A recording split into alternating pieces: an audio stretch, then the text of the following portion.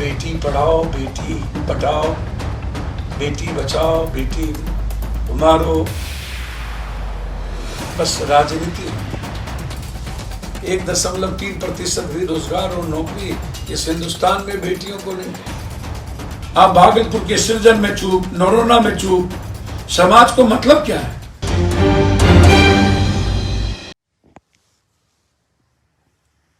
नमस्कार। 2 दिन के बाद सरस्वती पूजा, सार प्लस स्वती। सार मतलब संपूर्ण, आंतरिक, मेरे भीतर, स्वती मेरे भीतर, संपूर्ण ब्रह्मांड सृष्टि हमारे भीतर है। हमारी नजरिया, हमारी सोच, मेरा चिंतन, मेरा कर्म, मेरी सच्चाई, मेरी मानवता, सबके साथ चलने, जीने और मुस्कुराने का एक वे, हम उसी को कहते हैं ज्ञान। आप सबको बधाई। मानव कल्याण के पथ पर मानवता के लिए काम करें, खुद के विश्वास के साथ।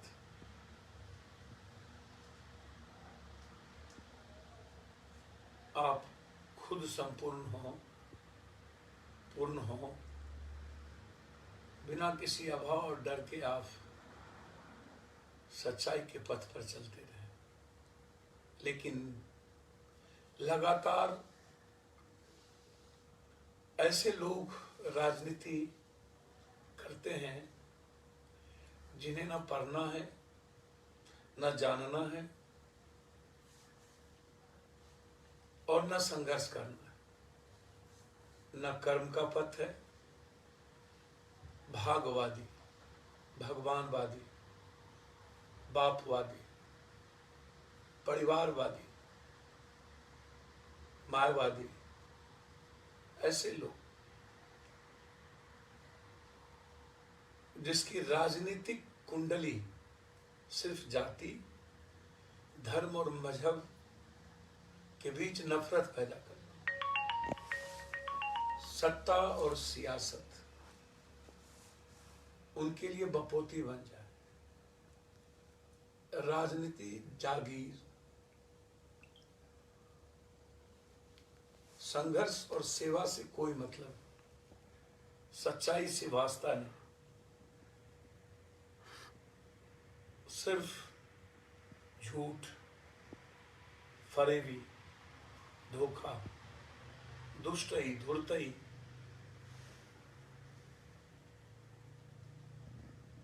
इस्तेमाल करो, छोड़ दो।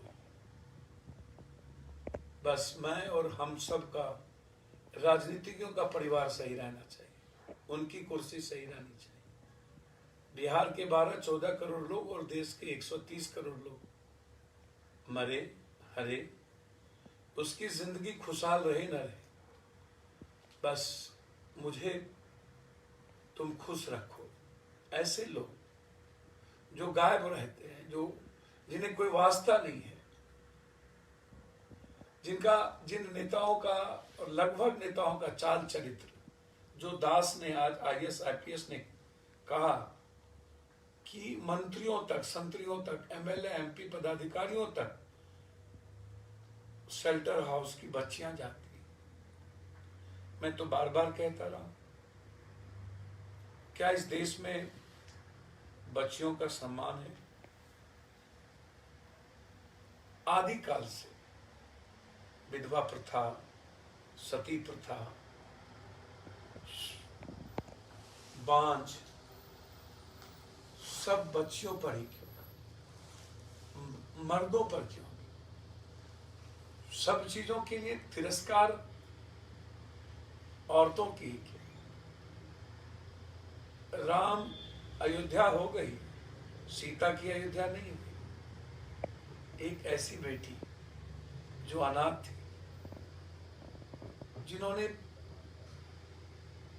माँ का मतलब क्या होता है, सबसे पहले उठना और सबसे अंतिम में सोना है। पूरा का पूरा संघर्ष माँ के जीवन की भूमिका होती है। बेटियों का रिस्पेक्ट यह कंट्री नहीं करता। कोई भी धर्म कर्म बेटियों पर थोप दिया गया।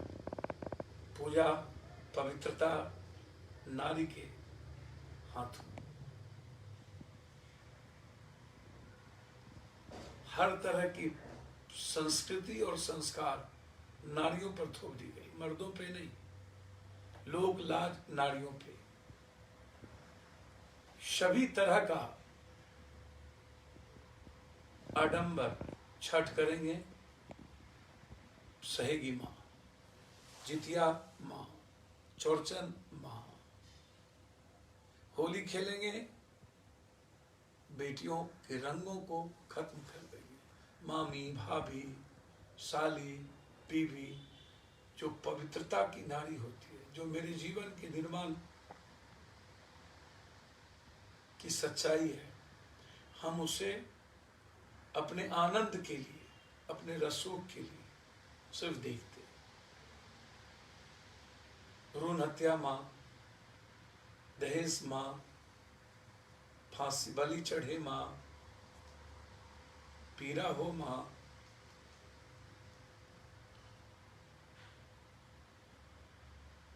और आज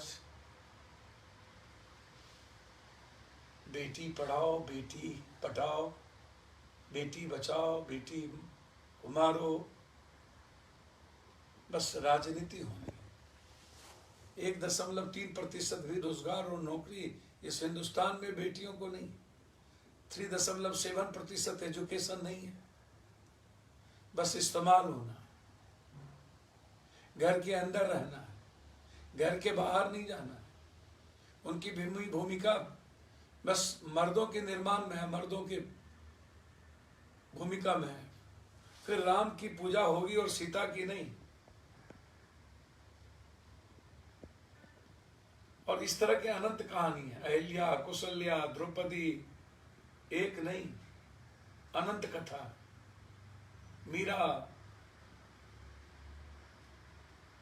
एक से एक कथा।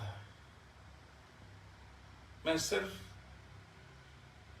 आपसे कहना चाहूंगा, और आप सोचिएगा, शेल्टर हाउस, शेल्टर हाउस, जो नेता शेल्टर हाउस की बात करते हैं, उनके चरित्र को भी गौर से समझिए। उनके बारे में सोचिएगा तो आप शायद रूह कांप जाएगा। ये जो एमएलए एमपी की बड़ी बड़ी कोठियां होती है, मंत्रियों की, लगभग 80-70% कोठियां एक कोठा होता है, अयासियों का अड्डा, लूटने के रसूखदार लोगों की ऐसो आराम के चारागाह। भारत के 130 करोड़ लोगों के टैक्स की बदौलत पूरे परिवार को 4.5 सालों तक ऐसो आराम की जिंदगी देना, ये उनकी फितरत है। फोन नहीं उठेंगे, मिलेंगे नहीं, काम नहीं होगी, भारत और मानव निर्माण में उनकी कोई भूमिका नहीं होगी। समाज को भी इन बच्चियों के बलात्कार से और बच्चियों के शोषण से कोई मतलब नहीं। समाज अपने घर में भगत सिंह नहीं चाहते, पड़ोसी के घर में चाहते। किस बेटी का बलात्कार हुआ, किस जात ने किया, किस धर्म ने किया, किस कौम ने किया, समाज पहले यह पूछती है। पहले नहीं पूछती बेटी मेरी है। बेटियों का बलात्कार हुआ, बेटियों का शोषण हुआ, यह सवाल समाज के लिए नहीं है। जिसके लड़के इन्वॉल्व है वो समाज अलग हो जाते हैं, और जिनकी बेटियां उसमें शोषित होती है, वो थोड़े देर के लिए सेंटिमेंट में सड़कों पर कुछ मुट्ठी भर लोग आते हैं, फिर पुनः मुझको भूल जाते हैं। लगातार आज ही जो अभी घटना घटी है, बाजार समिति में 2 बच्चियों को ऊपर से फेंक दिया गया। मान चले को पटना में डर है, खौफ है। क्यों खौफ होगा जब पदाधिकारी के ऐसो आराम की जिंदगी के लिए शेल्टर हाउस, जो लोग शेल्टर हाउस की बात करते हैं उनसे पूछिए ना कि सीबीआई इंक्वायरी का क्या हुआ। मंत्री, एमएलए, पदाधिकारी, आईएएस की चर्चा हुई। एक शेल्टर हाउस थे क्या? देवरिया से लेकर के, यूपी से लेकर के बिहार के 32 शेल्टर हाउस। अरे नरोना बलात्कार केस का क्या हुआ? क्या इसमें सबसे बड़े आईएएस नहीं फंसे हुए थे? क्या इसमें बड़े बड़े पॉलिटिशियन नहीं फंसे हुए थे? मासूम बच्ची थी नरोना की, सीबीआई इंक्वायरी चल रही है। क्या अभी तक सीबीआई इंक्वायरी मुकाम पर पहुंच पाई? मैं नाम भी खोलूंगा कुछ दिनों के बाद। नेपाल में जाकर के मार दिया गया। ये पॉलिटिशियन किस मुंह से शेल्टर हाउस पर चर्चा करते हैं? उनके घर का दहलीज गंदा होता है। बिना दिन और रात के उजाले के कपड़ा बदले और करबट बदले इनकी जिंदगी नहीं जाती। यदि इन लोगों को खंडाला जाएगा, बड़े बड़े बाप के बेटे और सुखदार लोगों को, बड़े बड़े पूंजीपतियों को शेल्टर हाउस की बेटी पहुंचाई जाती है। आश्चर्य होगा आपको, क्योंकि शेल्टर हाउस की बेटियों के ना कोई मां होते हैं, ना पिता, ना भाई, ना दोस्त। बस नौकरशाह की बदौलत उनकी जिंदगी चलती है। 18 साल के बाद नौकरी के नाम पर बाहर में हम भेज देते हैं, यौन शोषण करते हैं। 18 साल के पहले 12 साल, 13 साल, 14 साल, 16 साल तक उस बंद कोठरी में इन पदाधिकारियों के लिए कमाने का एक जरिया, खुद के यौनाचार और यौन शोषण खुद के रसूख के लिए और अपने भौतिक सुख के लिए इस्तेमाल करना और बड़े बड़े होटलों में परोसना। मुजफ्फरपुर हो या कहीं, एक मुजफ्फरपुर की घटना नहीं है। क्यों चुप हो जाते हैं आप? भागलपुर के सृजन में चुप, नरोना में चुप। समाज को मतलब क्या है? समाज सबसे बड़ा दोषी नहीं है क्या? एक दिन में हो के बात खत्म हो जाती है। आप पड़ोसी में आग लगी, आप आग नहीं बुझाना चाहते, आप अपने घर में आग की लगने की चिन्ह के बैठे रहते हैं। कब आंदोलन हुआ इन सवालों पर? बक्सर में बेटियों के साथ बलात्कार कर दिए गए। कल मैं जा रहा हूं वहां, कल मैं सुबह पहुंचूंगा पटना में सारे कार्यक्रम को छोड़ के, जबकि मेरी जरूरत थी अभी दिल्ली में। कल मैं बक्सर जाऊंगा उन बच्चियों के पास। लगातार घटना, लगातार मौतें, चारों तरफ हाहाकार। क्या आप करना चाहते हैं? ये पॉलिटिशियन बच्चियों का इस्तेमाल भी पॉलिटिकल इवेंट से करते हैं। शुरू दिन जब एनजीओ की एक बड़ी एनजीओ ने जब इन गाय घाट के वंदना गुप्ता के, तो पहले भी पीएम सीएम सबको चिट्ठी लिखी गई है, इंक्वायरी हुआ है, कौन बचा रहा है, कौन है इनके यहाँ का, वंदना गुप्ता के यहाँ का, इनको अभी तक हटाया क्यों नहीं है? और वो बच्ची जो कंप्लेन की, फिर उसी शेल्टर हाउस में क्यों भेज दिया गया? यातनाओं के लिए, मरने के लिए, उसको बदलवाने के लिए। फिर नए बच्ची वीडियो जारी हुआ है। मैं बधाई दूंगा उस एनजीओ के अध्यक्ष और सब लोगों को। लगातार प्रयास जिस रूप में भी हो, जो प्रयास करता है उनको धन्यवाद देना चाहिए। लेकिन 10 दिनों के बाद पॉलिटिशियन, स्वयंभू नेता भगवान की तरह आते हैं और गाली गलौज शुरू कर देते हैं। सत्ता के लिए उनके पास एक ही औजार है, नीतीश। नरेंद्र मोदी और भारत में बच्चों पर लाठी और गोली चली, उसकी चर्चा नहीं हुई। केस पर केस होते जा रहा है, सदन में चर्चा। जिसका घर, आप सोचिए ना, जिसका घर है वही सदन में सवाल उठा रहा है, और एक तरफ लोगों को पुलिस की नोटिस आ रही है, उस पर चर्चा नहीं है। विपक्ष ने अपना चरित्र, गंदा चरित्र दिखा दिया और हमेशा दिखाता है, फिर भी आप नहीं चेतते हैं। ऐसे लोगों से सावधान रहिए जिनका दामन दागदार रहा है। क्या लगता है इन लोगों के बारे में, जो अपने घर में बच्चियों को नहीं रख पाया, जो यातनाएं दी, जो शोषण किया, जिसके घर में बेटी और दूसरों की बेटियों का रिस्पेक्ट ना हो किसी का किसी भी जगह, वो शेल्टर हाउस की बात करे? ऐसे लोगों से सवाल पूछिए। आज जरूरत है एक मजबूत कानून की, जरूरत है मजबूत संघर्ष की। समाज के चेते बगैर, समाज के भीतर उत्तेजना जगे बगैर कोई परिवर्तन नहीं होगा। फिर खत्म हो जाएगी, पुनः मुझको बाबा, फिर चुईया की चुईया, फिर वही सवाल। हमाम में सब नंगे, हर डाल पर उल्लू बैठा, अंजामे गुलिस्ता क्या होगा? ये नेता लोग, बड़ों के बाप, कनियों के बाप, सिर्फ गंदा चरित्र लोग इस्तेमाल मत करो शेल्टर हाउस को, राजनीति मत करो। हमने उस दिन भी आने वक्त कहा था इंक्वायरी होनी चाहिए। हम कोर्ट जा रहे हैं, कल पहुंचेंगे, लड़ेंगे, लेकिन जो बाजार समिति में आज हुआ, क्या यह हर दिन नहीं? मैं तो पहले भी कहा कि हॉस्टल सुरक्षित बेटियों के लिए नहीं है, मां बाप नहीं होते हैं। हॉस्टल चलाने वाले कौन लोग हैं? क्या वो महात्मा बुद्ध और महात्मा गांधी, सुभाष चंद्र बोस है? क्या वो नानक और कबीर हैं? क्या वो संत हैं? आदमी हैं। वह भी प्रभावित है हर चीजों से। बेटियों के लिए सरकारी अस्पताल, हॉस्टल की आवश्यकता है, और हम चाहेंगे हमारी बेटियों को इस तरीके से पटना या बड़े शहरों में परिवार ना छोड़े। एक मजबूत परिपक्व गार्जियन के नेतृत्व में उनकी शिक्षा दीक्षा होनी चाहिए। यह गंभीर चिंता का विषय है मेरे लिए। मैं लगातार इस पर चिंतित हूं। और शेल्टर हाउस को लेकर के जो 12 साल 13 साल की हमारी बेटी है, जिसको नशे देकर के खत्म कर दिया जाता है, सुई देकर, खाने में नशे देकर इस्तेमाल किया जाता है, उस पर कभी चर्चा नहीं होती। लगातार ये बहस हो रही है। इसीलिए हम अविलंब सीबीआई इंक्वायरी की मांग करते हैं। जो सीबीआई पहले से इस पर इंक्वायरी कर रही है, मालती गुप्ता की पूरे काल की, और साथ साथ गाय घाट की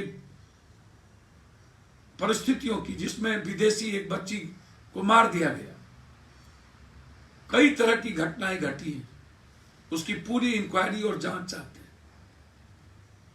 और इसमें मैं उन पॉलिटिशियन से आग्रह करूंगा जिनका दामन दागदार और चरित्रहीन हो, वो बच्चियों के बारे में जिनका दाग चेहरा कंप्लीट महिला विरोधी हो,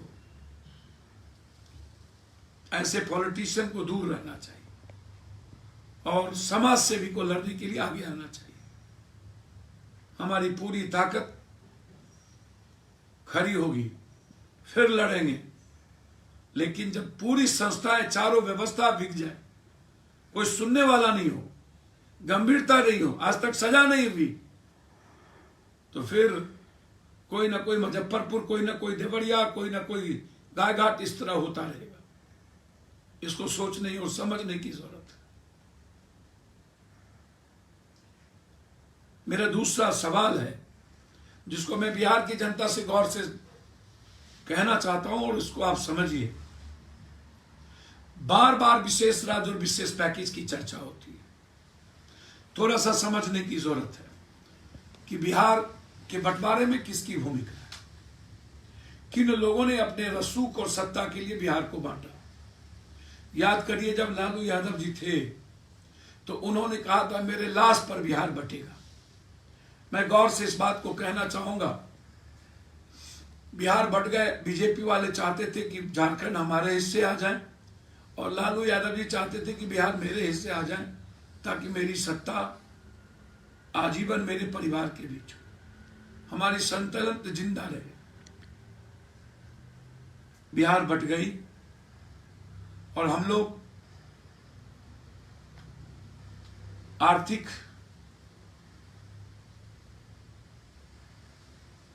सामाजिक, घरेलू और व्यक्तिगत तौर पर कमजोर हो गए, शैक्षणिक रूप से कमजोर हो गए। फैक्ट्रियां हमारी खत्म हो गई, हमारी जीडीपी घट गई, मानव सूचांक हमारा दुनिया में सबसे कम हो गया, गरीबी दुनिया के नंबर 1 पे चले गए।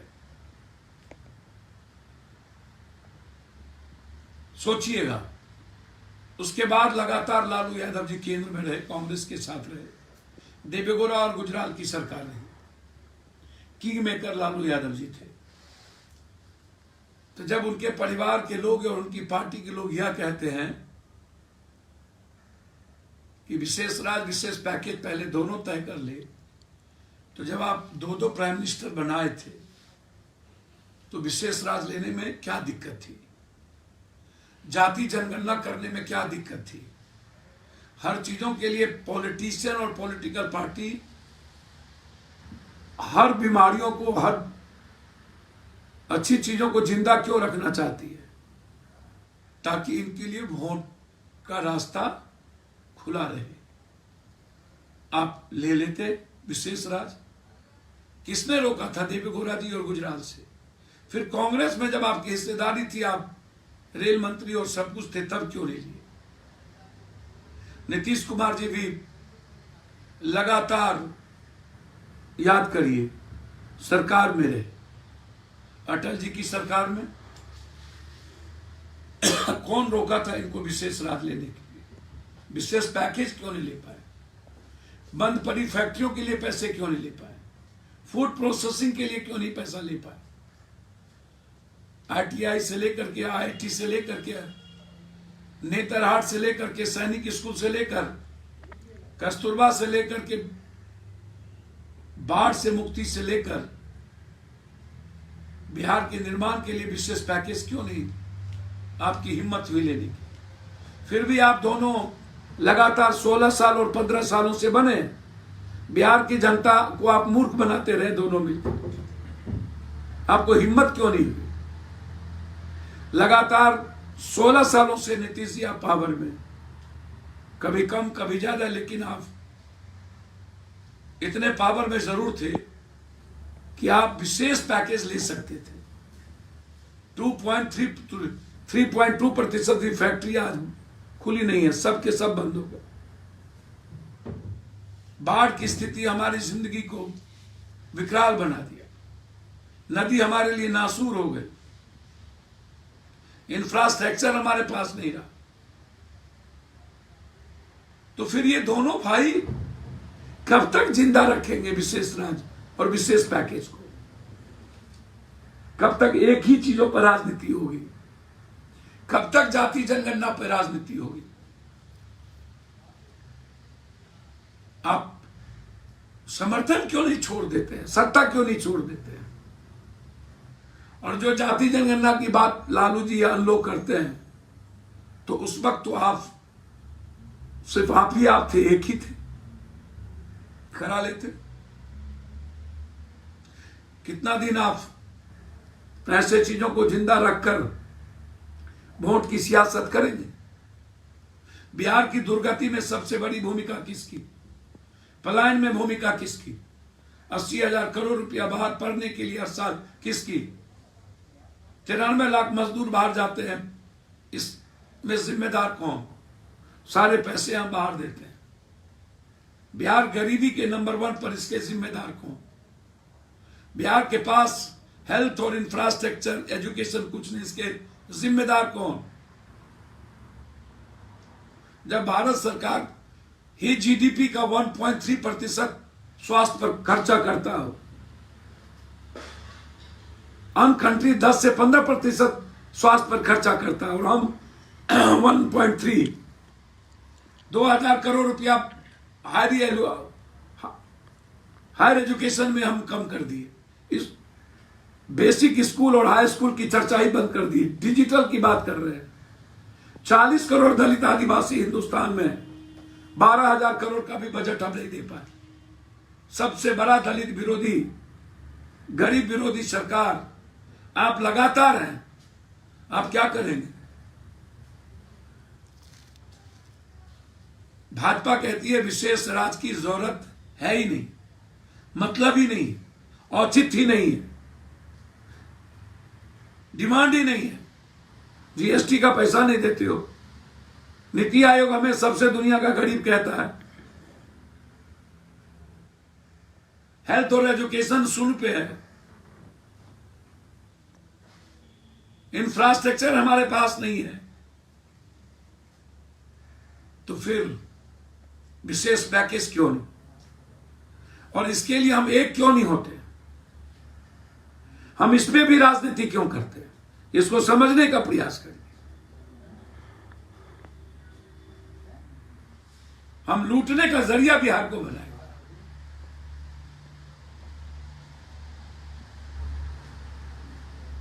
माफियाओं से पार्टी, पार्टी से माफियाओं से घर चलती है। माफियाओं के पैसे से हमारी सत्ता सल्तनत बनती है। माफिया विधानसभा और विधान परिषद को सुशोभित करेगी।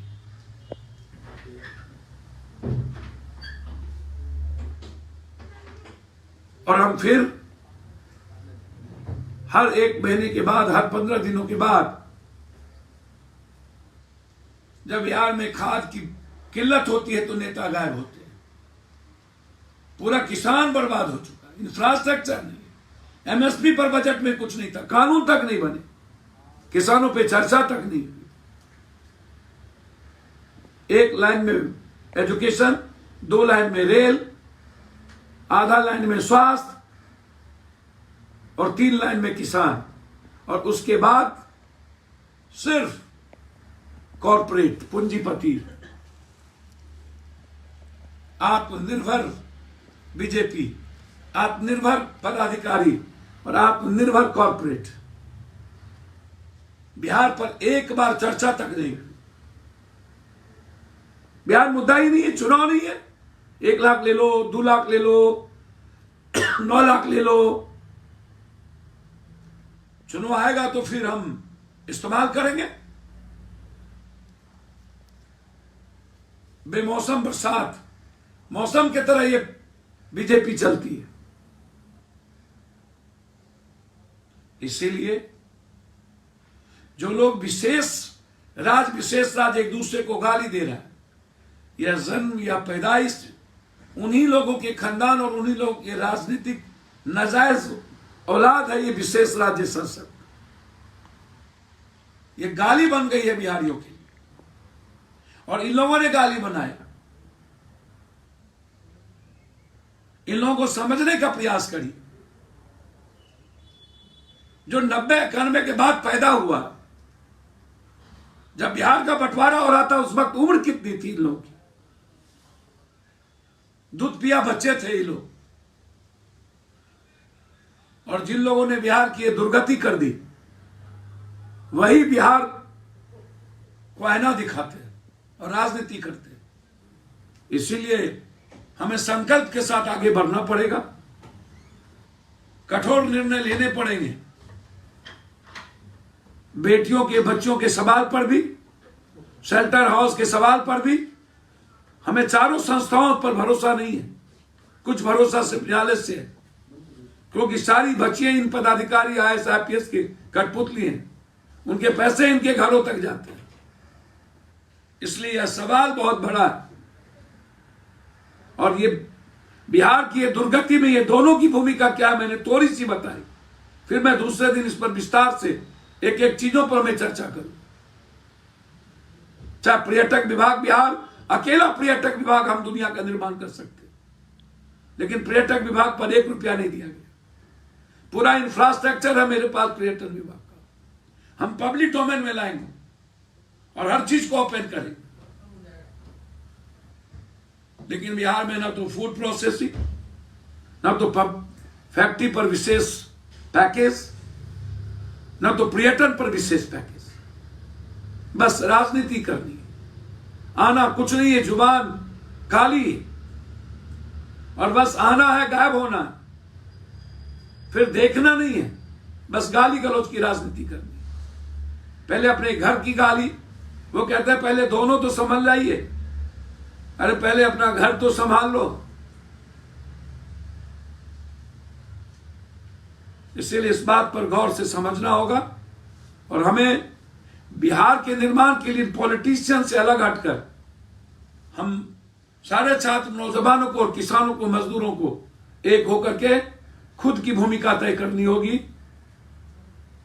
ये कभी सुशील मोदी ख्वाबी पुलाव दिखाते हैं, सरकार उसकी आंख में वही दिखा रहा है, केस वापस लेने वही कह रहे हैं, ट्वीट ललन भाई कर रहे हैं। अरे उठा लो ना, रेल मंत्री भी तुम्हारी, रेल पुलिस भी तुम्हारा, बिहार पुलिस भी तुम्हारा, किसको जबरदस्ती तुम ये दिखा रहे हो? इसलिए इन झूठे फरेबियों से बचिए, इन दुष्टों से, दलालों से बचिए और इनकी राजनीतिक इवेंट्स पर कठोर जवाब दीजिए और इन नेताओं को समझने का प्रयास कीजिए। अब भी वक्त है, ऐसे लोगों का नारा बंद करिए, इन जुमले और पॉलिटिशियन को समाज से बहिष्कार करिए और अपने अपने मोबाइल से, अपने अपने चीजों से इन पॉलिटिशियन को हटाइए ताकि इनको औकात का पता चले। ये डरे आपसे, ये आपको अपना बाप समझे, भगवान समझे, नौकर ना समझे।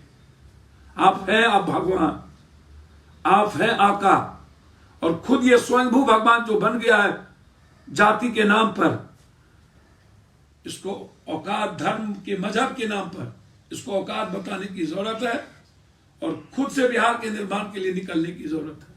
कल मैं आपके बीच होऊंगा। बहुत बहुत धन्यवाद।